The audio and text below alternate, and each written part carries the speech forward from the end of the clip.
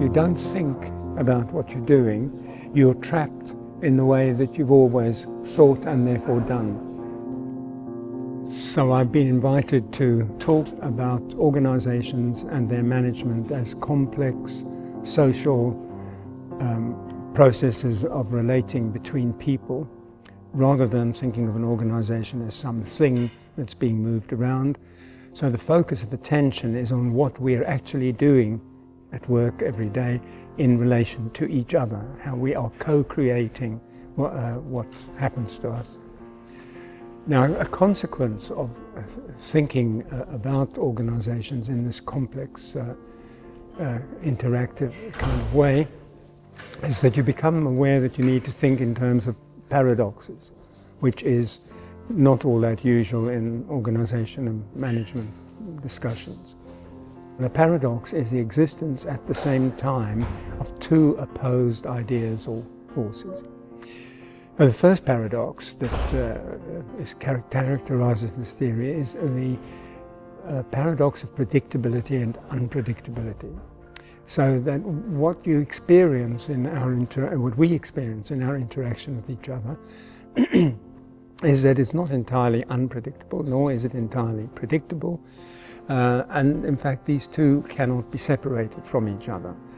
So what we end up with is having to think in a way that's very difficult for us of human interaction as producing patterns that are predictably unpredictable or unpredictably predictable. It doesn't matter which way round you go.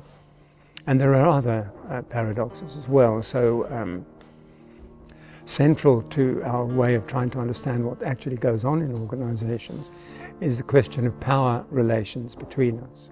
And we understand power to be an aspect of every human relation which constrains us and enables us at the same time. So there's another paradox. Power is enabling constraining, or constraining enabling.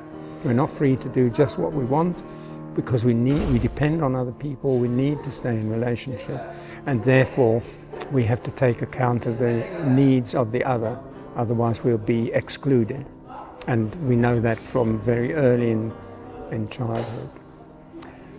Another very important paradox is how we together co-create our social life, and that social life is co-creating us, ourselves and our personalities at the same time.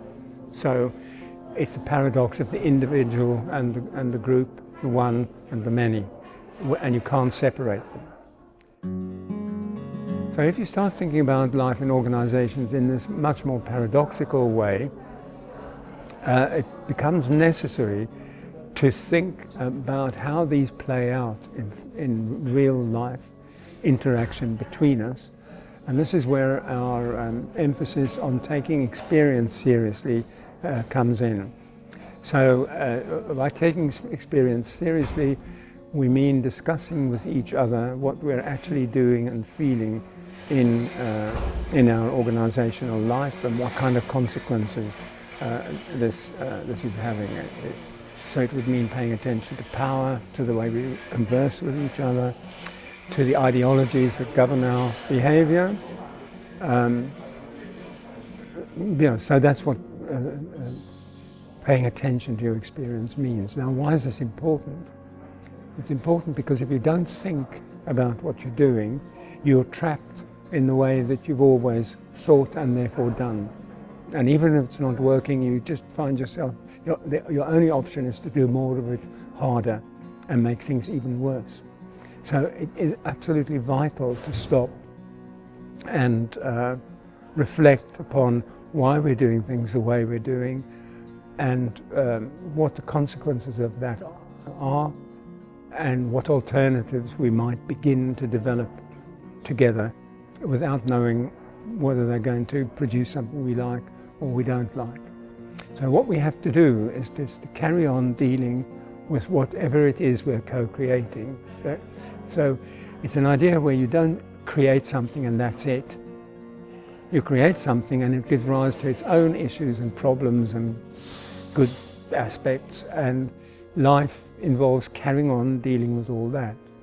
So Winston Churchill had a way, he talked about history as being one damned thing after another. And I think that from this complexity perspective, that's what organizational life is.